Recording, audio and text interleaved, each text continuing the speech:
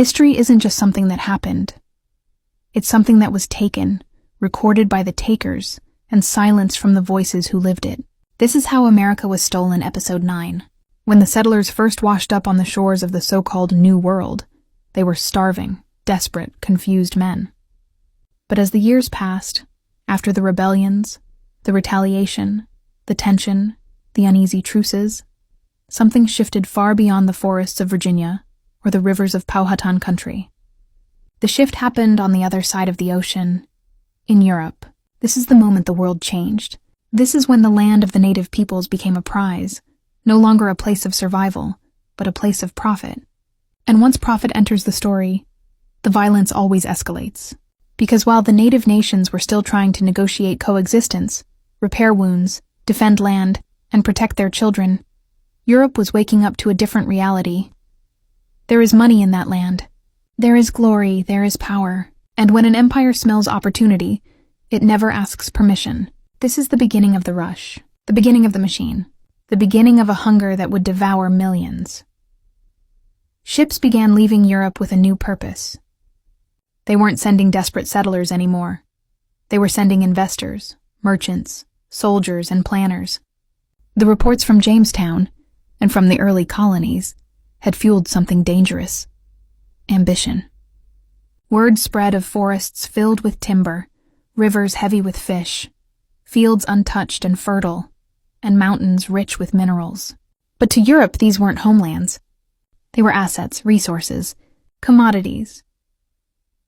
What the native nations saw as sacred, Europe saw as stockpiles. And as the dreams grew bigger, the policies grew harsher.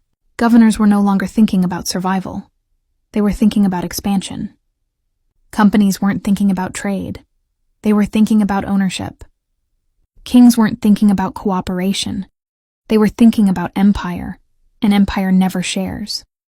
By the time this shift happened, native nations had already dealt with betrayal, broken agreements, the theft of land, and acts of violence disguised as defense. But what came next was worse. Because violence from starving men is one thing, violence backed by an economy is another. Europe began sending documentation, legal frameworks, charters, and land grants. These papers gave people the right to own land that was already lived on by entire nations. They cut territories into pieces, erased boundaries that had existed for centuries, and declared them English, French, or Dutch. Imagine waking up one morning and learning that a king across the sea, someone you had never met, had signed a paper saying your homeland now belonged to him. That was the new reality. This wasn't chaos anymore. It was calculated. Because once money enters the land, violence isn't random. It is organized and forced, structured. For native tribes, this was confusing at first. They greeted one group of settlers who claimed peace. Then a second group arrived claiming ownership. Then a third arrived claiming God had given them the land. How do you negotiate with a force that doesn't speak the same language?